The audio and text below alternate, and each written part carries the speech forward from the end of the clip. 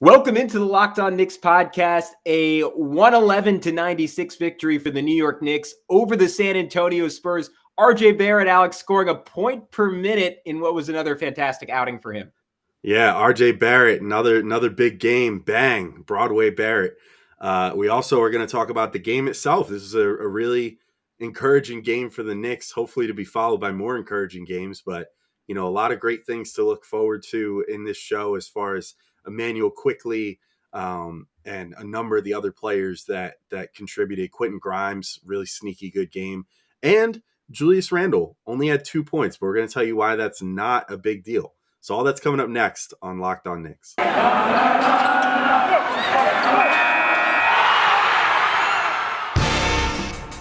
You are Locked On Knicks, your daily New York Knicks podcast, part of the Locked On Podcast Network, your team every day.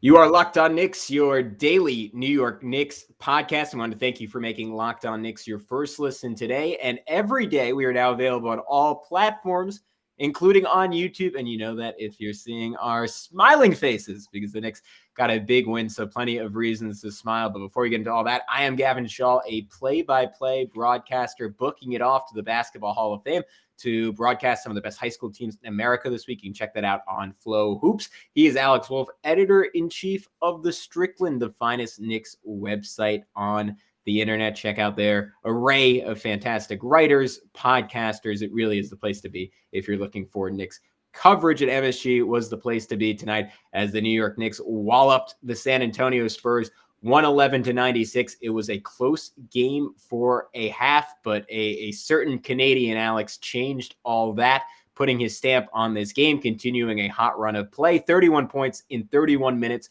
for RJ Barrett. This may be the best in a string of recent fantastic performances by him. Yeah, we ran the numbers. We did the extremely advanced calculations prior to this since Basketball Reference hadn't updated yet. He's averaging 23.33 points per game on 50.5% from the field over his last 6 games. I mean, pretty fantastic stuff. If you take out the 13-point game against Boston too, that becomes even more impressive. But you leave the good with the bad. It's a good 6-game stretch regardless of the 13-point outing there. So that kind of just underscores how good he's been lately. I think that in this game, he settled himself down nicely, which is good. I thought that things were starting to look a little for him at the beginning.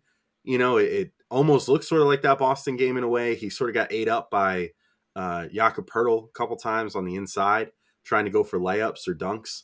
He missed what could have been a really crazy alley-oop somewhat early on. And, it seemed like those sort of things can, as even keel as RJ is, kind of derail his confidence from time to time. But then, ironically enough, gets another opportunity for a dunk. He did not mess that one up. Gets a really nice transition opportunity in, I think, the second quarter, if I'm not mistaken, or maybe it was late first. But either way, gets it out on the break, busts out a windmill. We haven't seen that since maybe like the Rising Stars game, his rookie year, I think. I don't know. It's been a little while. But so he busts that out. So much fun. And, then goes on to have just a masterful performance in the second half, showing off all the best things about his game right now. The shooting, the getting inside and finishing. I got to just give an appreciation once again for like what's becoming his new pet move here.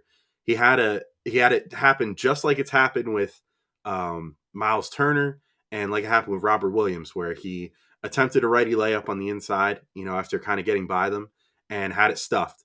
And then moments later got another opportunity to go at them.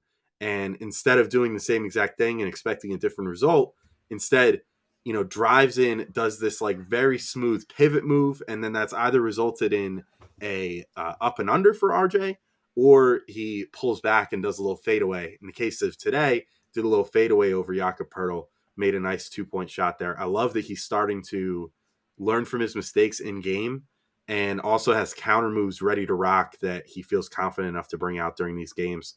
Just a great performance from him. We were talking in the Strickland Discord after the game. A lot of really lofty comparisons came up. As usual, the Jimmy Butler one comes up. I said, and I know that this is very lofty, I'm just saying, like, just for this game, like, he looked like mid to late career Kobe, like the one that is just purely smooth like butter and doesn't really rely on the athleticism as much anymore. He had a lot of that going on in this game, or even like a Brandon Roy, just virtuoso performance for him. I really hope, we've talked about this so many times over the last couple of weeks, but I hope that this now is really that like turning the corner moment for him where he's really starting to, make that big leap that we thought he was going to make earlier in the season before he sort of hit that big slump. Yeah, I think you hit the nail on the head when you said virtuoso, right? Because I think so often the issue with RJ Barrett is that even when he's playing well, it looks like he's trudging through mud. It seems so difficult. And you go to the final box score, and the shooting numbers aren't what you want them to be. The 3-point numbers aren't what you want them to be. He missed 2 more free throws than you'd ideally want. But tonight, it just felt easy. It felt like he had this complete mastery of the game. I thought this was his second best performance of the entire season after the Pelicans game, just because it felt so easy for him. And obviously, look, the Spurs are 23rd in the NBA in defensive rating, not the best group of perimeter defenders. But again, he showed some real pop with that first step. And to me, that is sort of like the pop on the first step and the pop around the rim are the ultimate indicators of who RJ Barrett is going to be as a player. And I thought he had both of them to like the best of his ability that we've seen this season.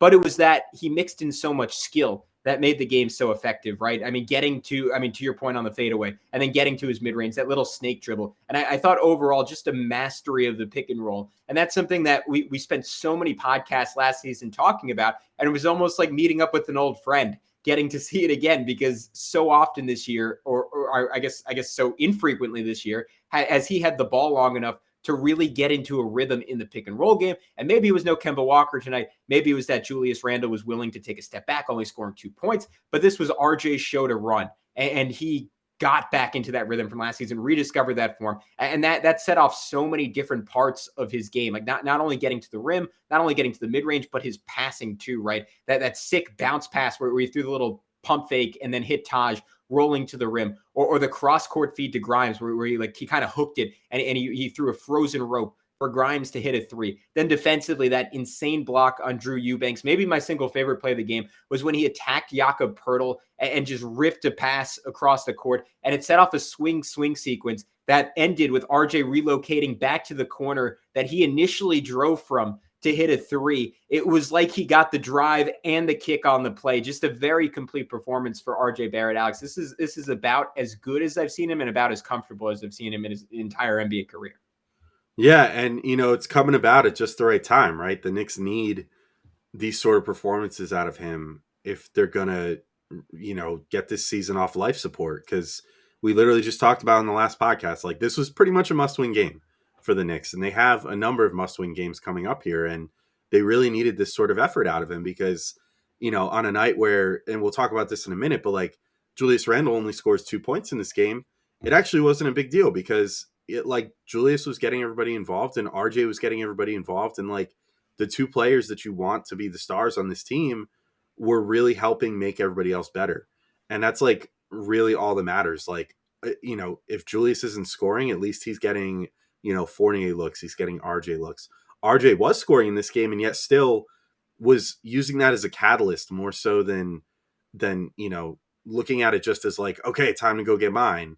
He was getting his looks, obviously, and he was being assertive when he had to be. But so many times, he would be like, haha, I just scored, basically 6 straight points or whatever. Now, I'm going to run this pick and roll and you're going to get 4 defenders on me and I'm just going to slip it to Taj Gibson for a nice little slip pass in the, for a backdoor cut. So it's so good to see him playing so confidently and just so in control of himself and of the game. It's exactly what we want to see out of him. And like, if he can keep this going, then as I just said a minute ago, we might be looking at finally the star turn that we've been looking for, more so than just like, oh, is RJ going to turn out a role player or is he not? Or, is he basically just going to be 3-and-D? Like, we know we can get that out of him at his best or whatever. No, like these sort of games show you that there is something much greater below the surface there. And it's all just going to be about harnessing it. And, no better time than the present to start harnessing that and just carry it through the end of the season. Cause that would be not only great for the Knicks, but great for RJ and his future contract as well, because he is up for an extension this summer. So lots of different things are going into RJ's play right now, and he's coming through at just the right moment for the Knicks. Yeah, I was going to note very quickly. Me, it's all about, can he do it against the best defenses in the NBA in close games? Like, who are his 4 30-point games against this year? Twice against the Spurs, once against a very depleted Pacers team, and then once against a Pelicans team. That's apologies to Locked On Pelicans host Jake Madison. Pretty pathetic this year. So he, like, the next step is can he do this in the biggest games? But to be clear, this is a massive step forward. Him doing this against anyone, because like weeks ago we were questioning, all right, can this guy get it together? Does he have anything left? Like, because he was horrible for basically the whole month of December, and we're getting added credence to the idea that he was just sick, because he's been really good since getting healthy, and also since finding a role in the offense. But that is a bigger picture conversation that we're going to talk about after we tell you about Bet Online. Bet Online would like to wish you a happy new betting year as we continue our march to the playoffs and beyond. BetOnline remains the number one spot for all the best sports wagering action for 2022. It's a new year and a new updated desktop and mobile website to sign up today and receive your 50% welcome bonus on your first deposit. Just use our promo code LOCKEDON to get started. From football, basketball, hockey, boxing, and UFC, right to your favorite Vegas casino games. Don't wait to take advantage of all the amazing offers available for 2022. BetOnline is the fastest and easiest way to wager on all your favorite sports. BetOnline, where the game starts. And with that, we are back, Alex, on Locked On Knicks. Once again, a massive win for the New York Knicks over the San Antonio Spurs. It was a little sloppy in the early going. It was a lot sloppy in the early going. Felt like a very quintessential 2021-2022 Knicks game, in that they were playing a team that they had far more talent than, but just didn't bring the necessary intensity to put the foot down. And I was in my mind thinking the whole first half, oh man, we're just going to have we're going to have another one of those games where it just comes down to the wire, or at least part of me was thinking that. And the other part of me, it felt sort of similar to like the last Celtics-Knicks game, where the Celtics just felt like they had way more talent and the game was close at halftime, but everyone just sort of had the same feeling, all right, in the second half, this team is going to run away with it. That was also part of my feeling, because the Knicks, I thought, had good flow offensively. They just, for whatever reason, couldn't put it all together, weren't hitting quite enough shots, but then the second half really separated in this game. And it was all about balance, right? It wasn't just RJ Barrett. Yeah, for sure. I mean, one of the best contributors in this game, other than RJ, was Immanuel Quickley. I think, getting things going for the Knicks off the bench, and coming through with some of the big shots that we've become accustomed to, but more importantly, sort of running the offense. And between he and Quentin Grimes, 12 assists off the bench, 6 assists each. I mean, Grimes very sneakily, mostly on those sort of plays like what you described in the last segment, the like swing plays, was just kept making the right read of making that extra pass, finding Evan Fournier in the corner, RJ Barrett in the corner, or whoever, in the corner to make that perfect open three. And they really found that rhythm in the second half that they didn't have in the first half, where, things were sort of working in the first, but you were also thinking like, they're kind of letting up a little too much on the inside to the Spurs. They're not really, treating this team seriously. It didn't seem like, it seemed like the Knicks were treating them seriously in the sense that they brought, their offense with them to play. But on defense, they seemed like they were kind of like, whatever. The Spurs aren't that good. They're missing a couple players. We should be able to just coast.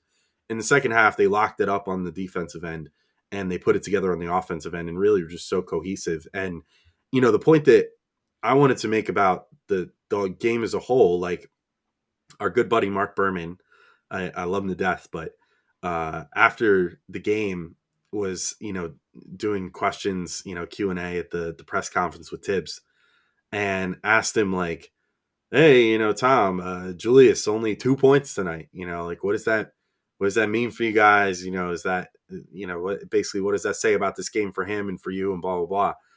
And Tibbs answered just the right way, and Julius answered just the right way on the court in this game, which was great, where, Tibbs was basically just like, we won the game, so who cares? It's like Julius was doing things that helped us win the game. So whether he scores 2 points or 100, it doesn't matter, because, he's doing things that help the Knicks win the game.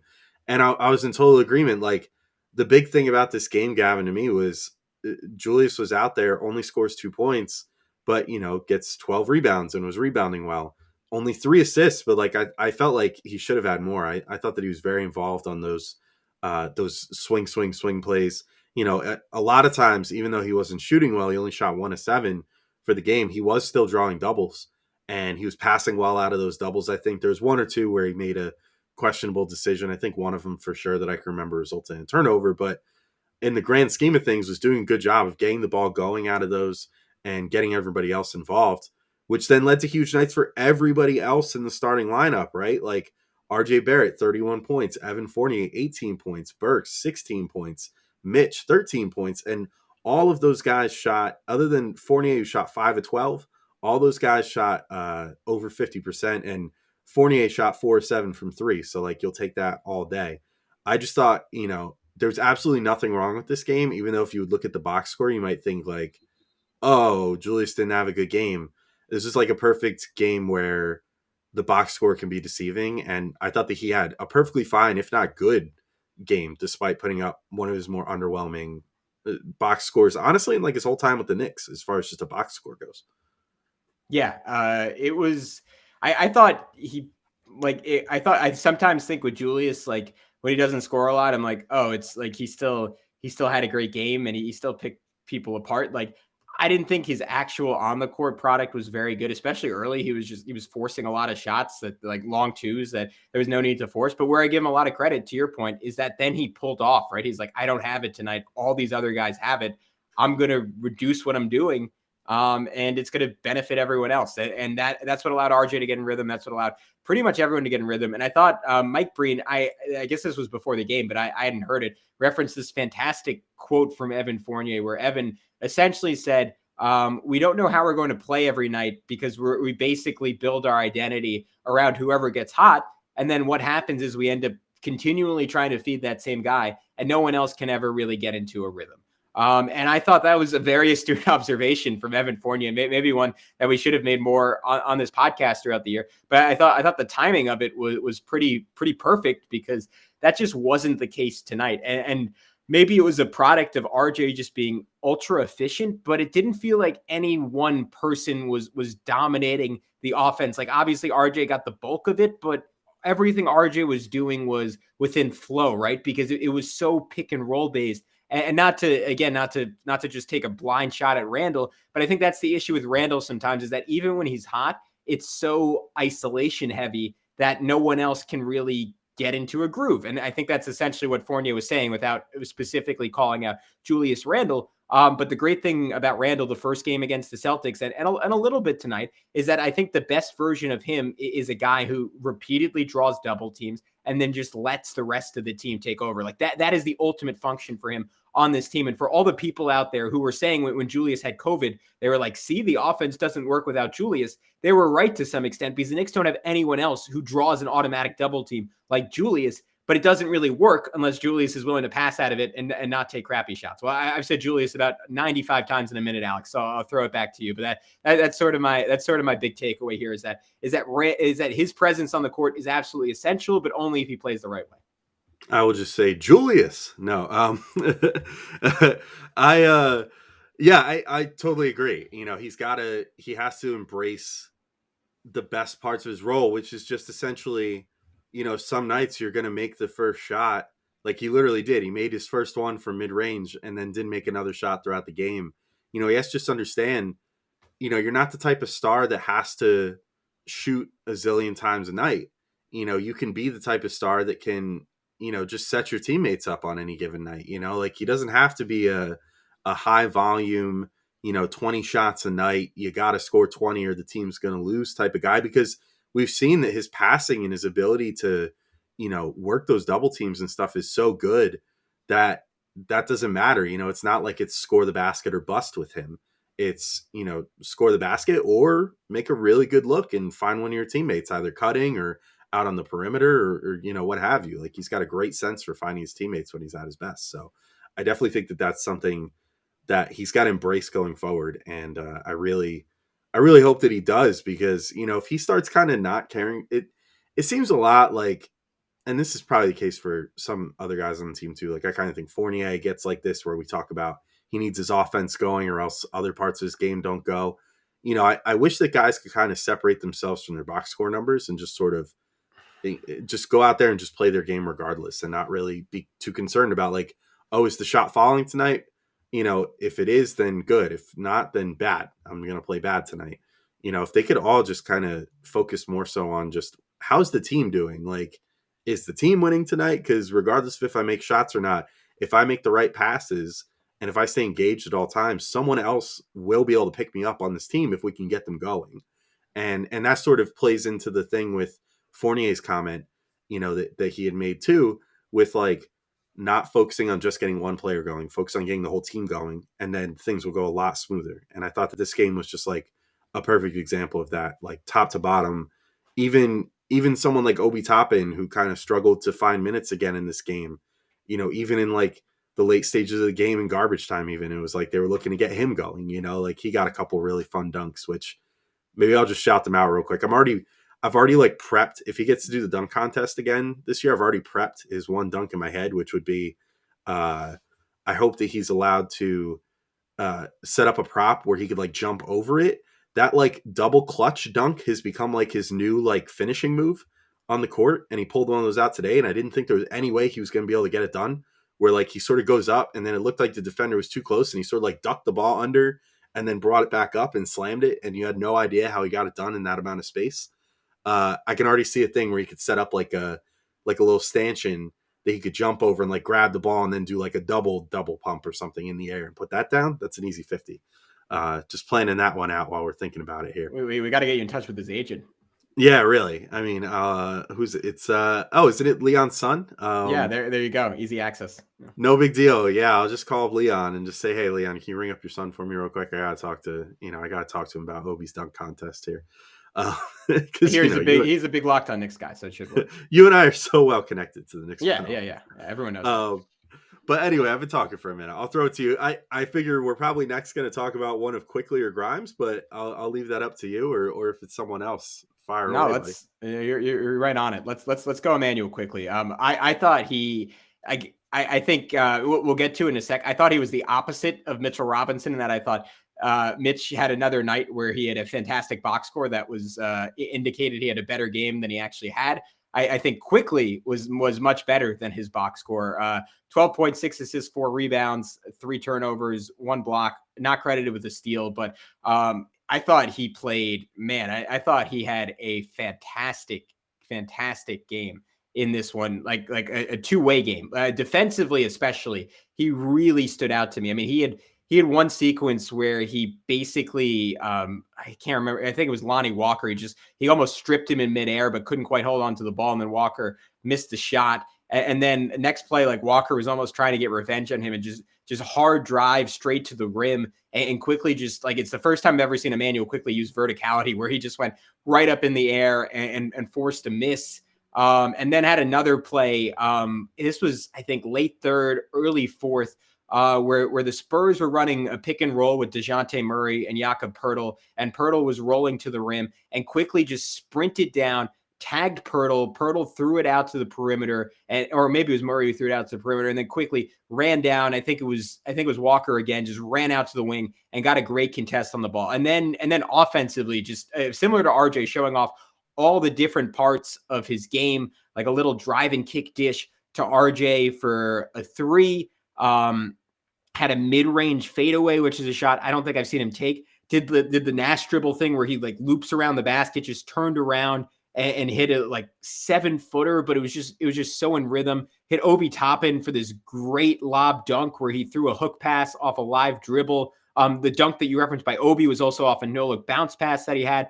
Had a dribble into like between the legs into a nasty pull-up corner 3. Like it was just over and over and over again on both ends of the floor. And I think, again, we're really seeing what Tom Thibodeau was referencing the other night with Quickley when he said, this is a guy that I want guiding us through the fourth quarter. He's reliable right now in a way that he hasn't been all season. And I think, Alex, a lot of people are missing it because we're not getting the highs that we got last season, right? Like when he dropped like 20 in the fourth quarter against Portland, that's not really happening as much. But what we are getting is consistency from him. And that's the one thing that's been lacking his whole career. We got to see if it keeps up a little bit longer than it has, but it's been a really good 4 or 5 game stretch for Immanuel Quickley. Yeah, it's like he's not getting the if you want to talk about virtuoso, like that's been like our word of the day. He's not having those like virtuoso scoring performances anymore. He used to be Mr. Point per minute. You know what I mean? Like that was what we referenced all the time last year. He would come in, play 14 minutes, score 14 points, and it was like a nightly occurrence for him practically. We're not seeing that quite as much now. And even when he's sort of, only shooting okay, like in this game, for example, he shot 5 of 12. So like not his best mark ever. You'd like to see a little more than that, but like it didn't matter because he was, still just guiding the team. You realize like the utility of a guy that barely turns the ball over, who's growing in terms of his abilities as a distributor. I think it's becoming obvious, like he's learning his game. He's still not the most advanced ball handler on the planet. So he's not going to like, cross guys out of their shoes all the time. Of course, he'll hit some step backs like that sometimes, and step back some guys out of their shoes. But, he's not necessarily like doing side to side dribbles, that sort of thing, and rocking guys to sleep. But, he's doing point guard things, that you want to see out of him. He's controlling the defense. He's bending the defense, and he's using it to the advantage of his teammates and finding them in their best spots now. So, there's not really too much more I can ask of him right now. And to your point, like he's increasingly making a case for himself to be on the court during fourth quarters and, really be a part of this team's game plan going forward, just for that steady hand. And the fact that like when he's out there, you could pretty much count on that trusty 2-to-1 assist to turnover ratio, because he takes care of the ball and he's doing a good job of, getting everybody on this team involved right now. Yeah, he was fantastic. So I'll flip to the other end of the coin in Mitchell Robinson. Again, I referenced it. Fantastic box score game, 13 points, 11 boards, 4 of them on the offensive end, 4 blocks, didn't miss any of his 4 shots from the field, got to the line 9 times, made 5 of them, which the way he's currently shooting free throws is honestly a miracle. He kind of looks like he should go 2 for 9 every single night. But I thought, and he look, to be clear, he was really good initially on the offensive end of the floor. Like he was just overwhelming around the basket, like got multiple like cleanup dunks and putbacks and looked really good. But then I was frustrated with his defense on Jakob Poeltl. He just repeatedly would overcommit, and he was either giving up offensive rebounds because he would go for a block on a shot that was already over his head, or he would get faked out of his shoes. I mean, Eubanks even caught him one time where he just had like a gross like over pursuit, and then Eubanks just got a layup on him. And it was frustrating because I thought this was a little bit of a regression for Mitch. Like I found myself saying, "Come on, you're better than that." Like this is what he's been working on for 4 years, and especially last season. Like we all talk about the foot speed, and that's obviously the biggest swing factor with him. But mentally, I thought last year he got to a point where he was so good, and he just wasn't really making mistakes like that anymore. And tonight, I thought maybe it was just because the Knicks had a big lead, and maybe it was because he was playing well on the other end. But I thought there were some mental lapses from him that were frustrating, because I think he's sort of gotten past that as a player. That being said, I continue to like where he's at physically, Alex, and I think he's turned a corner in that respect. Yeah, I was just about to say, tonight was almost one of those nights where if this was a year or two ago, we'd be looking at this like, oh yeah, Mitchell Robinson, part of the young core, like this is it, big time player, this guy's going to be so freaking good, like, he might be the best young prospect on the team, blah, blah, blah. Obviously not in the same game that RJ would score 31 points, but you get what I'm saying. Like, but considering that this is year 4, Mitch, yeah, the little mistakes do need to start getting cleaned up. I did still think that the highs were pretty damn high. And he did a good job of, really, like, he's, like you said, I think fully back there physically now. Now it's just we got to start seeing the mental progress, as far as how he's going to do, tackling that part of the game and not falling for those fakes and that sort of thing. But, managed to block a jumper in this game, which is like the staple, managed to eat up a couple of drives and like really make like statement blocks like he used to. And, at his best was looking pretty good on the boards, although there was like 1 or 2 plays where he didn't look the best in that respect, like lost Poeltl on a box out one time. Our buddy Benji tweeted that one out, a little video of that, just saying like Mitch will be the death of me or something like that. Because he, just like he had perfect position on Poeltl and then just kind of like didn't have his arm out far enough to track where Poeltl was and stop him from getting in. And Poeltl just sort of like treated his arm like a turnstile, and just got his way in and got an easy putback. So it's just that little stuff that still needs to get cleaned up for Mitch, but obviously the skills are back there now, and I wonder if he's still sort of mentally getting back to where he was too after having to miss so much time last year. I mean, he was injured for really the better part of last season. And then obviously had the long layoff, and then had to basically relearn how to play with his body, and get himself back into proper shape. So maybe there's still a bit of a curve to have here, but I'm glad to see that the highlights are at least looking very Mitch-like again at this point, even if the low lights still aren't fantastic, and we want to see those get cleaned up. I want to shout out Quentin Grimes too, though. I thought that he had a really good game, just a smart game. This is just one of those ones where he looked every bit, as good as we think that the Knicks, thought that he was coming out of the draft. Why they saw something that a lot of other people, us included, didn't see coming into the draft, which is just like, this guy just knows how to play basketball. Like, he actually didn't really have it going that well, with the shot tonight, like 3 of 7, but only 1 of 5 from 3. Which I think the one he had like 1 foot on the line or something very close. Like, it was very close to a 3. So almost like he made 2 threes. But either way, I mean, just not a great night shooting from there, but he knew that the threat of him shooting from there was real. And he kept just making those nice, the nice reads out of the pass to him. If he didn't have a perfect shot, he made the extra pass to get somebody else set up. And that led to him having 6 assists, which has to be a career high, right? Like, he definitely didn't have 6 assists yet this year, right? No, I don't think so. Yeah, it's got to be a career high. So set a new career high in assists. I'm just going to call it, regardless if I looked it up or not. But yeah, I loved his game. Even though he doesn't super pop on the box score, but I thought that what he did in the game just further solidified. Like, he had almost 30 minutes tonight. I think he should continue even once the Knicks get like Kemba Walker back. Should still continue having at least like 15 to 20 minutes a night, because he just goes out there. He just makes winning basketball plays. I really like watching him play for that reason. Yeah, that one play that he had where he did the MJ/Alec Burks like fake reversal where you look like you're going to like pull it back out, and then he crossed back in, a little up and under slip pass to Mitch for the dunk. That was absolutely sick. I almost fell off my couch when he did that. That was maybe my single favorite play of the game, despite all the amazing stuff from RJ. And then another one I really liked from him was when Bryn Forbes stole his pass, and then he comes back and blocks his 3. Like, I just like the attitude from Grimes. Like, it reminds me, like, he obviously is not the same level of talent, but being in Phoenix, this was my junior year of college, was Devin Booker's rookie year, and I went to maybe 20 or 30 Suns games that year. And my main takeaway was like, Devin Booker, like, he won't take crap from anyone, even as like a 19-year-old. And obviously Grimes a couple years older than that, but I get the same feeling from Grimes where the dude is he's just a competitor from day one. I wanted to quickly shout out Evan Fournier, just because we always make light of it when he has a bad game. So even if he wasn't quite as good as he was against the Celtics, I thought another really good performance from him overall. Obviously the shooting was there, but just the activity level, right? I mean, got Mitch an early dunk just by getting all the way to the rim, even though he missed.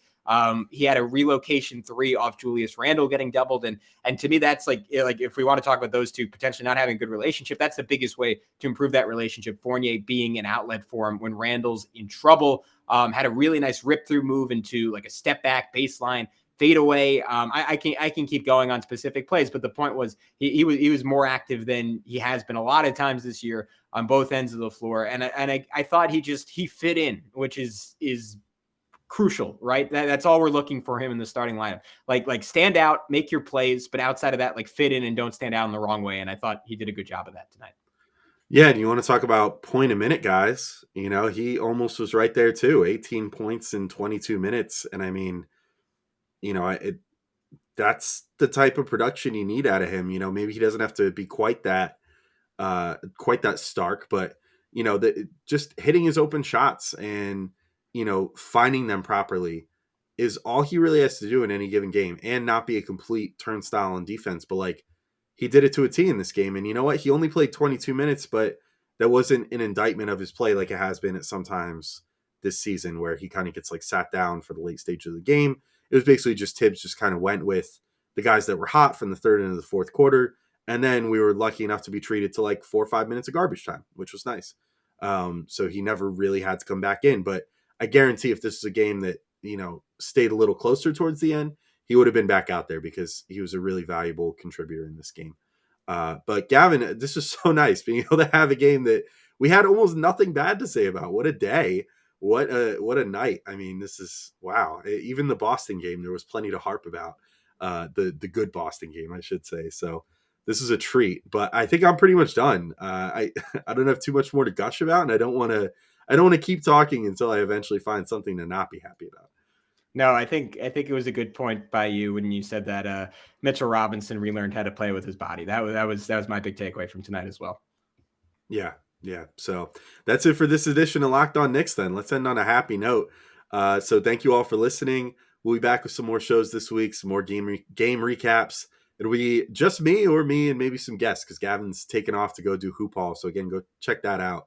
That's Flow Sports. It's called if you want to watch some of the best high school players in the country. And of course, check us out on YouTube if you haven't already. Just a subscription and a couple likes is super useful for us, even if you don't plan on watching the videos. Though maybe you'll look and you'll be like, damn, I can't believe I haven't been watching these guys this whole time. Seeing their facial expressions and everything. We're so expressionful when we're talking, if that's a word. Anyway, thanks for listening. We'll be back. Got a bunch more episodes for you guys this week. Talk to you all soon. Peace out.